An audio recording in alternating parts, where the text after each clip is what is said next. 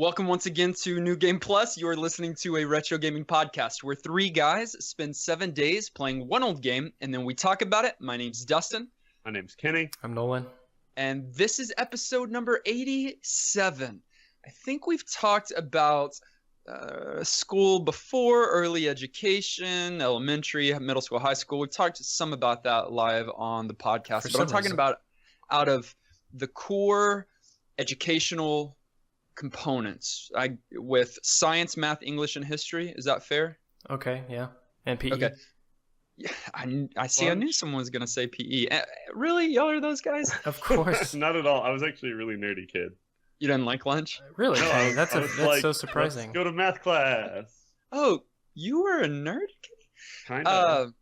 So outside of PE, outside of lunch, I'm talking about those core components: science, math, English, history. Which was your favorite? Not what were you best at necessarily. Which was your favorite? Specifically elementary school? Because I feel like it changed throughout time. No, I'm talking about completely elementary through high school. Which was your favorite? You'll have a much easier time if you give me a specific grade. Oh my gosh, Kenny. I'm sorry. This shouldn't be surprised. It's open-ended. It's not, but okay. It changes every Sixth year, grade. and I'm a complex. 6th grade, halfway through. Okay. Wait. Oh, you're giving. I thought you were answering me. I was like, did I ask the wrong question? Oh my gosh, no. I'm trying to baby Kenny into giving us a halfway answer. All right. Maybe. Here, Kenny. Yeah, halfway through 6th grade. Which one? Okay, 6th grade. 6th grade was language arts.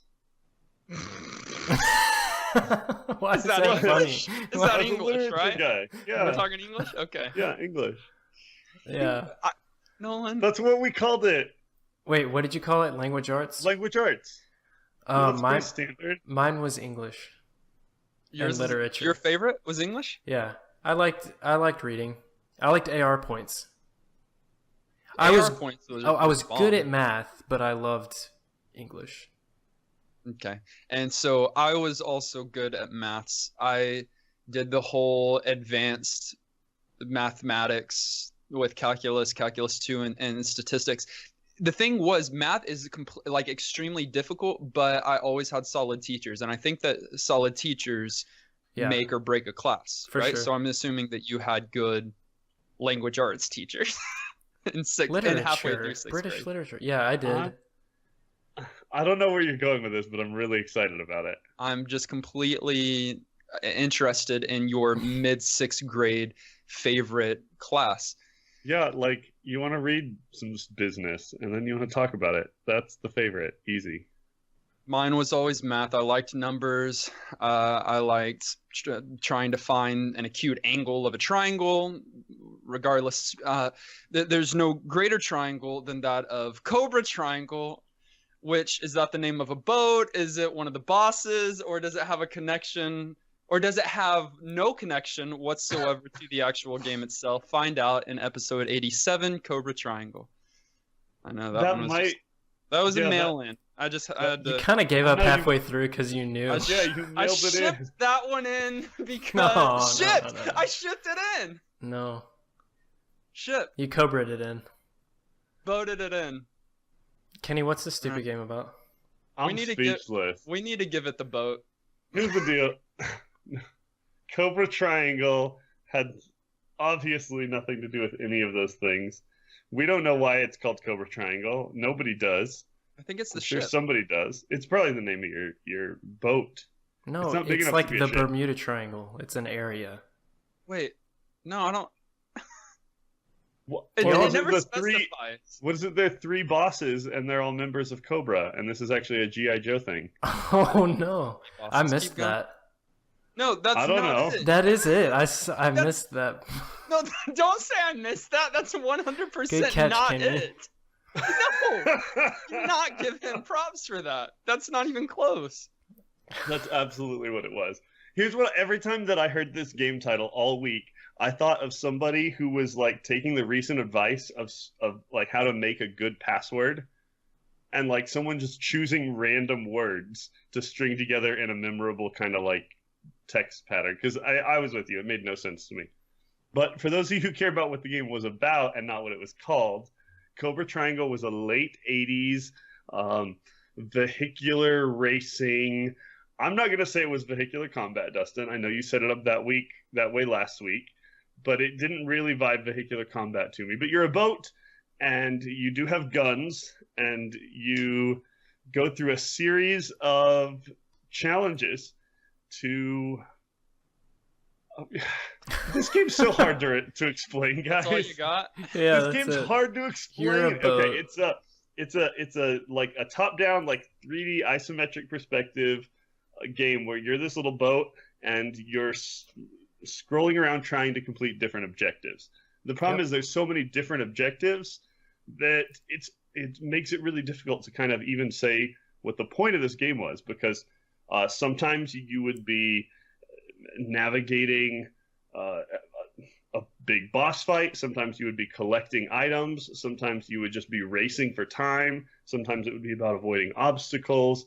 Other times it would be about completing certain objectives while other boat enemies or airplanes or NPC gun turrets are trying to shoot you down. It's a hard game to describe. What year did it come out? It came out in 1989. I guess I just said late 80s. And let's not forget who made this game. This was a rare title. If you have had the opportunity, and if you haven't, you probably should, to go back and do some of the rare replays that are highlights of Rare's, I don't know, best of or most well-known titles. This sits kind of right in the middle of it. Was a pretty unique game in terms of its objective. It doesn't feel like some of the other Nintendo titles of the day. It's not, a platformer or really anything that...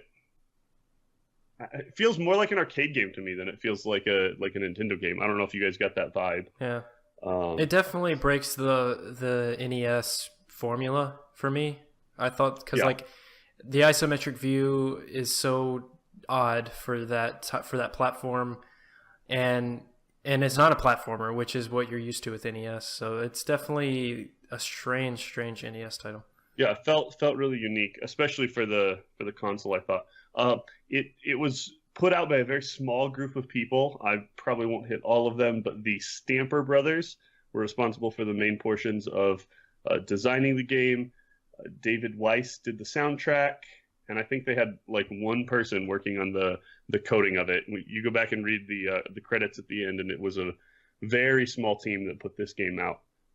You won't get to the end to read the credits, so you might want to just look it up on Wikipedia or something like that. But Rare, before we get too far, is the company that ends up producing GoldenEye 007 for the Nintendo 64, Banjo-Kazooie, Donkey Kong Country. Rare's a big deal. Now, to be fair, I believe that was after like their merger, their partnership with Nintendo. Like Rare was on its own when it created this game, and then I think early or mid 90s they partner up with Nintendo. Nintendo buys like a quarter of the company and then uses them as like a studio. So there's a reason you get bought by Nintendo, though.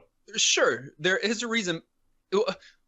Was the reason Cobra Triangle? We will find out. Jump in and discuss how this game plays. Yep, that's what we're about to do. Let's first talk Zeroa, Ashton, and anyone else that is in our Twitch channel. Perfectly coiffed like Bryce Harper. Bryce Harper. He's probably in a band. It's probably in Coheed and Cambria. Bryce Harper looks like Dustin. Who's Bryce Harper? I don't know. I'll have to Google him later. I Googled him now. Oh, he's a baseball player. Why you just scoff at it? Sports. All right, let's get back to our retro gaming podcast. That's what we're doing here. All right, ready for gameplay? Silence. So it starts with some unbelievable title artwork. Yeah, I was gonna say, can we just start with the cover? Like the promotional material for this game is unbelievable. If you're near a computer or a device right now, which you are, Google search Cobra Triangle and look at, and what you're going to see is a ship. Sorry, I keep calling it a ship. Speedboat. It's a boat, a red, orangish boat in water with a huge sea serpent that is coming out of the water. And you might think that that's just our artistic design, or it's just something to get your attention. No, that's in the game. But you also and have... not even that far into the game. No, and you also, on the cover, have landmines, or like, not landmines because you're in the water, but landmines and sharks. So what is this game about? Does the cover have the part where your speedboat turns into a helicopter and flies away? No, but that does happen. So okay, so it's there's crazy variety, which you're hearing right now, but the game starts extremely basic. At first, you're just a boat. Now, you do have a propeller, I think, that drops you down into the first stage, but that's the only thing that seems odd. And even in the first stage, you race to the end. Yeah. That's it's a little odd when your boat starts shooting guns at other boats. I mean, it's a video game, and but it feels right. Sure, yeah, it feels right. So you can take out some other boats on your way, but you're just racing to the end, and you're not racing necessarily against the other boats. You're just racing against the clock. Super simple. Yeah. But then at the end of the stage, a propeller sprouts up from the boat and carries you to the next level, which I'm not sure which is second, but you go from just a simple race to collecting and disposing of mines, to collecting children that are drowning in the water. No, maybe they're just swimming, but other boats are coming to take them away. To kill them. Yeah. I hate that we got here so early, because I wanted to spend a lot of time talking about how disturbing that level was for me. We can go walk through all of these, but I'm just letting them know of the variety, because not only are you rescuing kids, but an alien ship is dropping little missiles that will freeze your boat temporarily. You've got a waterfall jumping stage, which we'll talk about extensively, because screw that. And then you've got periodic boss fights, which we'll talk about each of these in detail. But that's just a fragment of some of the things that you're doing in Cobra Triangle. So what's it about again? The complexity here is crazy. A lot of times we always are like, there wasn't enough variety in this game. We want more. It's just one thing, and it kind of sticks to it. And like in this case, it was like they had 5 or 6 different ideas for how they could have a boat game, and just stuck them back to back, kind of. So do you think there's too much variety in this game? Yeah, I mean, but no, it's not that it's variety. I welcome variety. It's just that they don't connect. Not that you have to have a story. If they would have tried to put a story here, it would have been forced and would have been awkward. Oh, gosh. Right. I feel like the different components have to connect in some capacity. Well, I mean, okay, but playing the gameplay, I don't think this is a racing game, and I don't think it's a combat game. Yeah, I think it's more of like a puzzle game almost, if that makes sense at all. And what I mean is, it's definitely not a puzzle game. But not in the traditional sense. But you're not doing those other things. You're accomplishing objectives each stage, and each one is different. And they're not long stages either. They feel like little puzzle stages. You beat it, and they get harder as you go. Like, they're not long. What it most feels like to me is almost like a game like Asteroid, but then with some weird arcade elements where you have different and varied gameplay. I don't know. It does feel very arcadey, because you've got we said that you can shoot from your boat. You've got different abilities, and you can collect these pods in various stages that upgrade one of the particular slots. So help me out, but the different abilities, one of them is turbo. I think that's the first one, which just gives you a temporary boost in speed. Yeah. You can also upgrade your fire, which is actually better Seeker weapons. Missiles. No. That's firing rate, and that's spread. Okay. Right. How they shoot. That's not missiles. Right. And then you can also upgrade your missiles, which means getting them at all at first. Right. And then eventually there's more of them, and then they start homing, and then they do different things. And then I think speed, and then you can also cash in upgrades to like recover your health and give yourself like temporary invulnerability. What? Whoops. Yeah. No, there's one that's called force, and that's invulnerability. Right, and it also recovers some of your health, I believe. I'm pretty sure. You might be right. Here's the thing.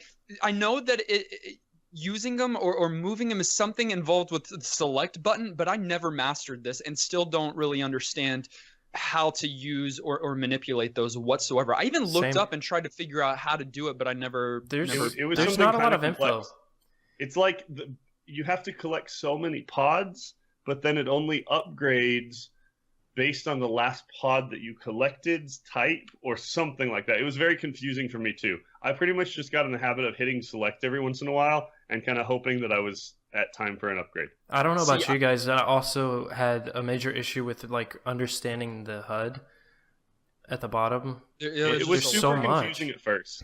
It got a little more clear, but it was Kind very of. confusing at first. Either way, none of this matters when you get to the waterfall stage, because you have to somehow. So Nolan, you mentioned it very briefly earlier, and for those that aren't, deep into gaming like us professionals are, they're not necessarily going to know what 3D isometric is. That what the camera is set at? Isometric, yeah. Age of Empires. Isotropic, yeah. So this is like just the camera angle that we're working with, and like the graphics setup, and that is in such a way that it makes it appear as though it is 3D, which makes it increasingly difficult to try to ramp off these ramps in any stage, but especially the waterfall stage, which you have to hit a single ramp to launch your boat over each and every chasm. That's moving, and that you almost feel like you have to have gained the proper momentum to hit it before the ramp even shows up in your screen. The ramp is moving. Yeah, the ramp is moving. Yes. And you're having to hit it, and literally, like, you almost have to commit to your trajectory before you get to the ramp even being in your screen, I felt like. And there's only a few different trajectories that you can turn. Like like Dustin said, it's like a faux 3D, so you can only turn so many times, and then you go straight. That's super important to talk about.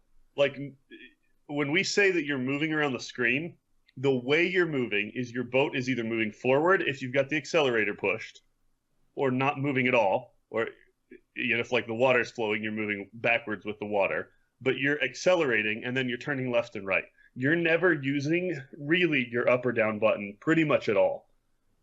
And so you're not like using the D-pad to like control where you want your boat to go on the screen like you would in a lot of games. You're using it like a steering wheel from the perspective of the boat, even though your camera's fixed. And that's weird and takes a little bit of adjusting to, and makes it that much harder when you're trying to hit these ramps and things. Right. And I mean, not to mention there's a few whirlpools that try to catch you as you're trying to hit these ramps. So, I mean, it's just one thing after another. Some of the stages are fun.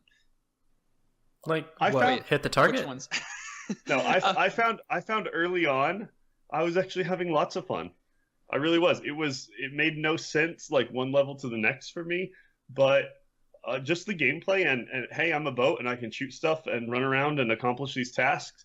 I was actually having a blast, at least through the early levels of this game. Yeah, it's a really gameplay-wise, it's a super fast-paced game for the NES. I did notice that. Like, you kind of have to just jump in and start going fast and learning quick, because I don't know, it's just the way the controls work and the way how fast the enemies move. They move so fast, and it actually makes it a little harder.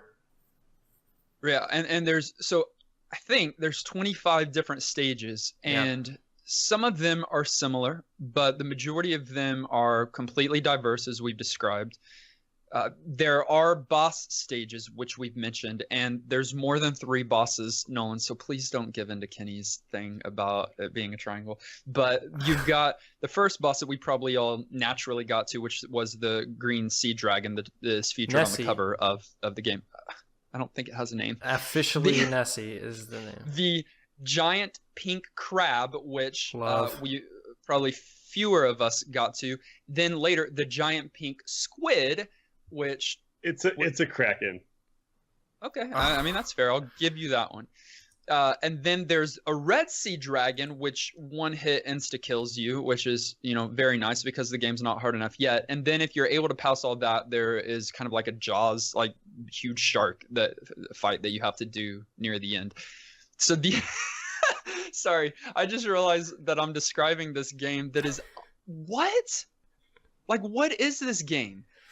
You go from racing to rescuing drowning children from alien abductors. You from jumping over waterfalls to just so many different things, avoiding whirlpools, and then fighting sea creatures.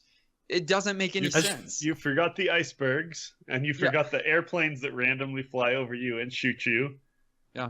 You forgot so many things even. It's impossible to wrap your head around. I just want to know the like how the game started. What idea was it that started the talk of making Cobra Triangle? And then they were like, let's add this and this and this, and they never stopped.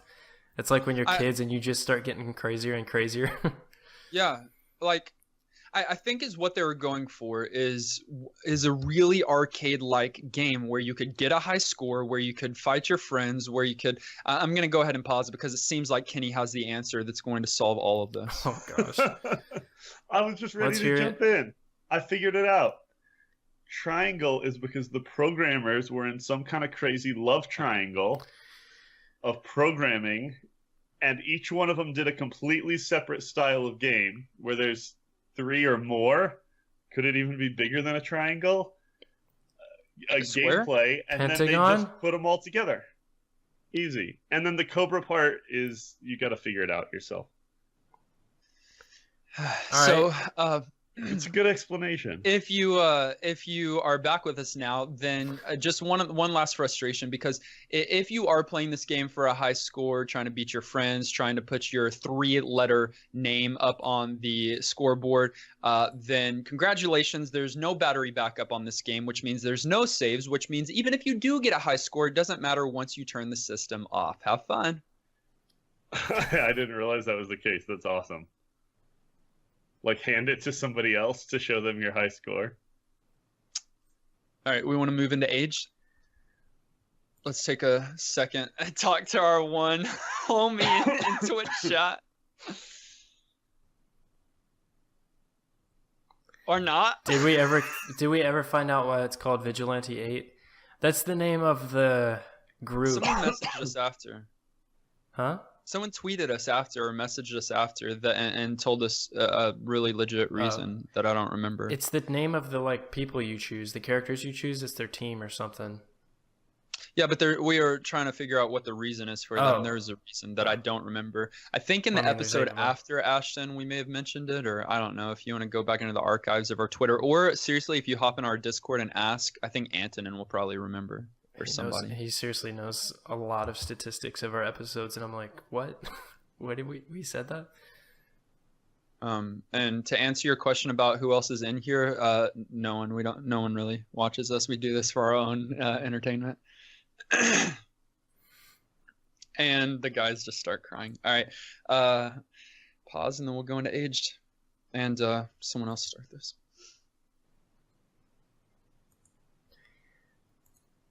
All right, so the thing that stood out to me age-wise, after we've talked about it, we've kind of had a negative tone so far, so let me bring it in a different direction. I thought the graphics were pretty nice. I mean, you do have that isometric view, so that's a little unique, but I thought they pulled it off really well. No, for the time, it looked really good. Nice details, great colors, and it had different looks. Not per level, but every couple of levels you would get a different color scheme, different landscape. So I like the graphics. 1989. Yeah. Like, that's a big deal. Yeah, even the feel was really natural. As much as I it didn't knock, but sort of questioned the hey, turn left and right kind of interface of movement. It felt really natural, like when you were bumping up against stuff, kind of what your hitboxes were and how quickly, even though your boat accelerates and stops very quickly, you kind of needed that for gameplay and maneuverability. But the way stuff shot and reacted, it was fluid and it was smooth. And this was a pretty well put together game on the functionality kinds of parts and the look. Yeah. So the two things that bother me when it comes to age is the camera angle.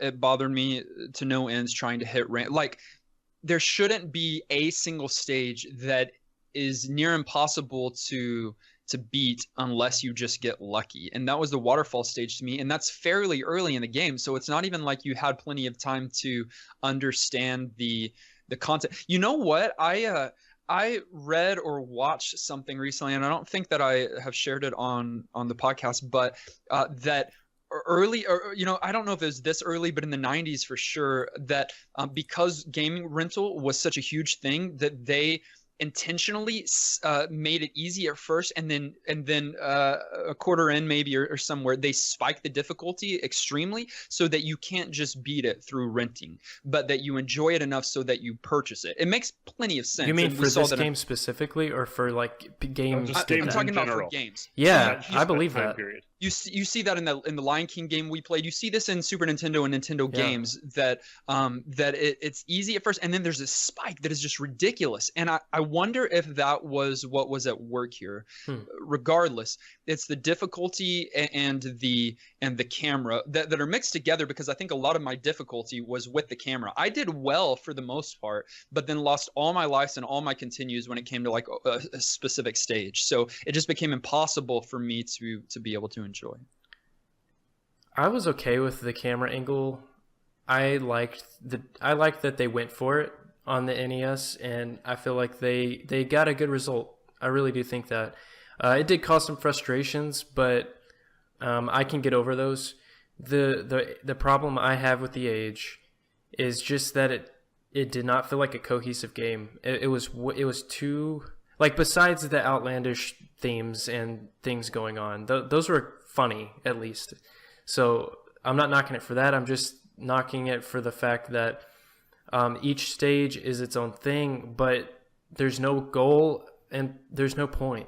There's no like clear goal. I just felt like stages ended, and then I was like, well, I must have got lucky. So I think the gameplay is what falls so hard here, and just giving me a purpose to go back and have fun with it. Yeah, well, I definitely agree with you, Nolan. I think the thing that stuck out to me on the Age front, and we run into this a lot, and again, I bring it up almost every time, it's a little unfair because the way we're interacting with the game doesn't allow for us to have the guidebook that came with the game or some of the things that were standard in that time. So we may be missing important pieces of the puzzle, but to me, the learning curve of the fact that there were upgrades at all and how you got them, they end up being so important to the gameplay, and you almost can't even stumble across them. My first whole time playing through, I think I may have accidentally upgraded one thing, but it wasn't until I went back and like researched this game and read about it some and had to go back and try completely again that I figured out some of those more advanced mechanics. And on a game that's supposed to be so just pick it up and play, the fact that you can't figure some of those things out right away, which goes more into some of the UI stuff that Dustin talked about and whatever else, is just really frustrating. Even though there were parts of this game, the play itself, I really enjoyed. I didn't mind as much that it was a little schizophrenic in its design, that it was kind of all over the map. I thought some of that was fun. It was more the teaching design, kind of helping you figure out mechanically how to get through the game, that was frustrating to me. If you want to play this game today, it's very easy. Not only can you find cartridges, but it's, as Kenny mentioned earlier, it's included in the recent Rare Replay for Xbox One. So, so you can easily play this today, and you might enjoy it, you might not, but either way, you're gonna have no idea what you're playing. All right, you'll know that it's a boat or ship. Before we move into our final section, Ashton's mad that you didn't say hi to him, but he'll dream about you tonight, Kenny. With a smirk face. So I'm really honored in the creepiest kind of way. You gotta interpret your emojis. Sorry for having to clear my throat. You good? So much. All right. At the end of each and every episode, we determine whether or not this game receives our vote for New Game Plus status, which is just our general thumbs up or thumbs down. for this game, do we suggest that you go out and find a copy and play it, or refrain and play a different retro video game? It requires 2/3 of the vote to swing one way or the other. I'll just start from the beginning and say that I completely and empathetically do not give this game my vote for New Game Plus status. I think the handling is off, the concept is bad, the difficulty is extreme, it's disconnected. What astounds me so much is that this game gets undue credit, in my opinion. It gets undue credit. If you look around at the reviews, at what people have said about it, about the fondness that people have towards this game, they really do love this game. And I don't understand it. I see some of the good qualities of this game. I see, like, I can see how it could be fun in 1989, 1990, 1991 to some degree, but I don't think that translates to making it a good game that is a must play. So I definitely do not give this game my vote for New Game Plus status. Yeah, I noticed that too. Like, it was well received at the time, and people still are all about it. It's on a number of even somewhat later lists of kind of some of the best of NES. Right. Yeah. I mean, right. I think the only reason it would be on that is that it was unique and so different from normal NES titles, if you want to call it that. I don't give it New Game Plus because it's not fun, and I don't know if it's people that are just like, oh, it's rare. It's like their original thing, just because it's rare. And I'm like, no, I don't get it. If there's something to get, I don't get it. I laughed at the cover when I saw it, but that's the most enjoyment. Yeah, that's about as fun as I had. So no, I think I got a little bit closer than you guys to kind of being in that camp. Yeah, I wasn't close. Yeah, obviously my vote doesn't matter at all. I'll go ahead and no, sometimes it matters, but especially this week because we got to have a majority. I'll go ahead and agree with you guys and say overall this one doesn't, and I'm going to say doesn't quite get a New Game Plus from me. But I started having a lot of fun with this game.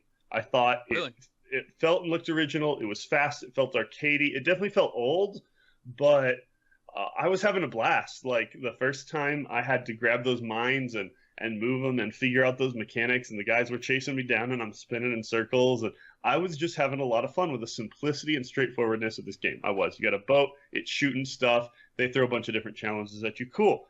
But then the challenges that at first seemed really, really varied started to be repetitive. You get those same 5 or 6, but you get that same type again and again and again. And so even there wasn't as much creativity as I thought. And yeah, the difficulty just ramped for no reason. And there were some parts that were so frustrating and some that were so ridiculous. The saving swimmers' lives and just little things. That was my favorite stage. Was it your favorite? Yeah, out of all the other ones. I thought it was the most ridiculous. The gameplay I thought is fun on that one with everybody coming at you. But like just having to, I just thought the premise was ridiculous. That was the first one that made me like laugh at the game. Like what? Even more than the sea monster. But it's a wild game. It's all over the map. I get how people who played it then could be really fond of it. They did some things really well. But yeah, ultimately it's not a good enough game for me either. So the guys of New Game Plus disagree with, I guess, the masses that do enjoy this game. If you would like to, we're not telling you can't play this game. So go and try to see what you think. And let us know. Tweet at us or send us an email. Let us know what you think. Because I would love to hear from someone that actually absolutely loves this game. I know at least one of our viewers in Discord this week was talking about how much fun he was having playing it. Yeah. And so I know there's people that really enjoy this title, and you may be one of them. And obviously someone recommended it, but I guess that doesn't necessarily mean they liked it. They could have just wanted to laugh at us. Someone recommended Jurassic Park, so. Oh, that's true. I feel like it was Kenny. Not me. So we only received one message this week. It was from Mick, and he said, this game is a lot like Rare's RC Pro AM. Or AM, I don't know. Yeah. Which came out a year earlier. I had RC Pro Am and my cousin Judy had Cobra Triangle. They were both ridiculously hard. I got stuck on the exact same part, rescuing the people. Neither of us ever beat it. Hopefully you guys had better luck. We did not. I mean, I know I did make it past that stage. It's a hard game, though. I mean, you were correct in that assessment, and it's very hard. Yeah, I think a lot of people have made the comparison between those two titles, so that's fair. But thank you for your input. If you would like to have your thoughts on any particular game of the week that we play, send them in. We'd love to include that as a part of our podcast. You can kind of see the ups and downs whenever we're playing like a very popular, very good game. We'll often have people play with us and send in tons and tons of commentary. When it's a either more obscure game or an older game or maybe a less enjoyed game, we tend to get less, but sometimes it just depending on the week. We've got a lot of people that are playing either a bad game or a good game with us. We'd love for you to be included in that. Speaking of, it is our time of the episode where we randomly select the new retro video game of the week. We've got a growing retro master list, which you can find the link to on our social media. And if you want to suggest any games for that list, please do. Only stipulation, it has to be 15 years old or older. It can be on any system. It can be any genre. We'd love to include that on the list and then it be in the randomizer for one of our next games. For this week, I'm going to spin the randomizer and we're going to find out what game we're going to be playing. Hopefully, it's better than Cobra Triangle.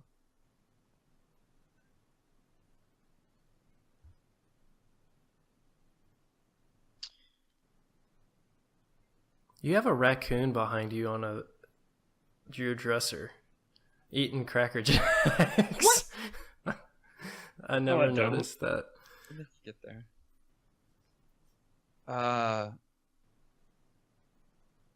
Ashton, thanks for holding it down in Twitch chat. Hold it down. I'm the one's gonna hold you down.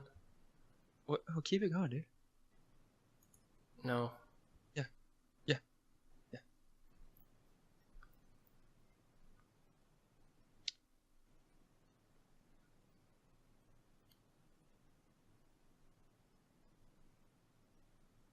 We're going to be playing a game that came out in 1993 for the PC.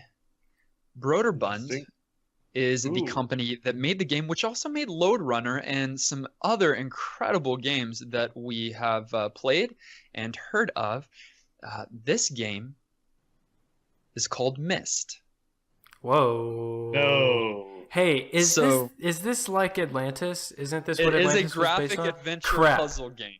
No, but I think that it's good. I think so too. Everyone says Myst is amazing. I never played Myst, but I did play a whole bunch of Riven and never got through it. Are they related? It's the sequel.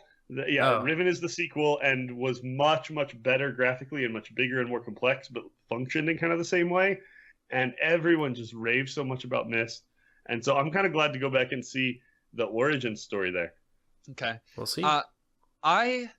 I like these kind of games if done well, but they are most often done poorly.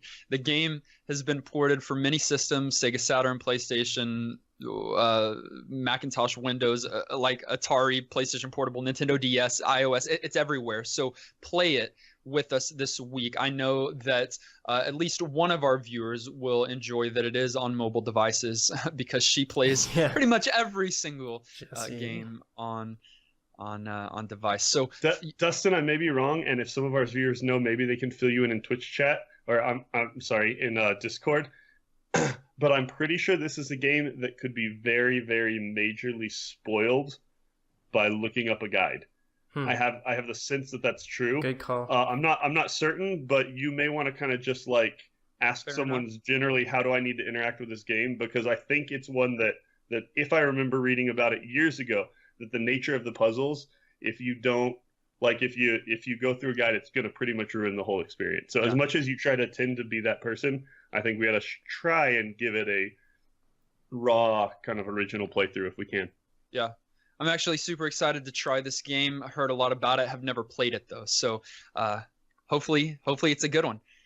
I don't know if you knew this, Dustin, but they released a novelization based on the game. I'm pretty sure, again, this is from memory of years ago. So if you wanted to go really try-hard mode, you could also read a book this week. Yeah, we're starting a book club, Antonin. So you've been looking for one. This is it. Join us on our Discord this week. We'd love to speak with you on the daily. We are in our Discord channel. Links can be found on our social media sites online as well.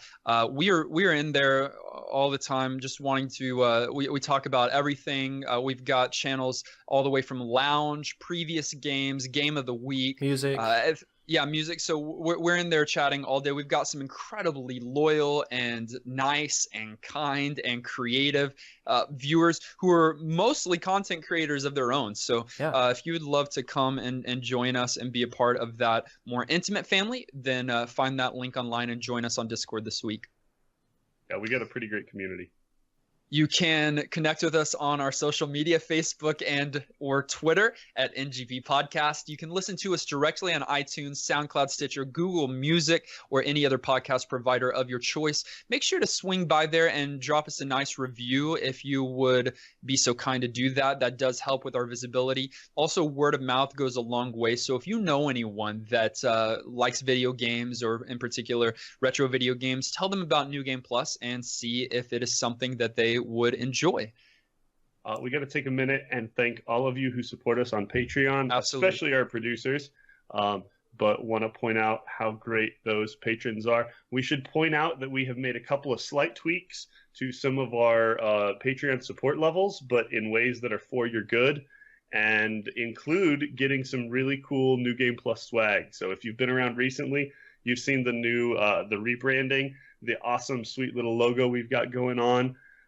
Who I still think we need to name. And you guys can get on the Patreon site and see that at the $10 level, you guys now have access to getting some of those sweet merchandise hookups. So hope you guys go and check that out. What would you name him, Kenny? Our little mascot. I forgot. I established this a couple of episodes ago, and it was the perfect name, but I literally don't recall, and I don't want to work against myself, so I'm gonna just say, go back and listen. He's already been named. What about Sazed? This is not book club. Scott Farkas. No, don't ever say that. What? All right. Well, goodness. Thank you guys for joining us this week, and we are really, really looking forward to playing this game with you. Yeah, it's Mist with a Y, by the way. So if you're looking, don't end up playing some like MIST something or other. Is it a point and click? We're going to find out very, very soon. So join us next week as we play Mist. Until then, I'm still Dustin. I'm still Kenny. I'm Nolan. And this has been New Game Plus.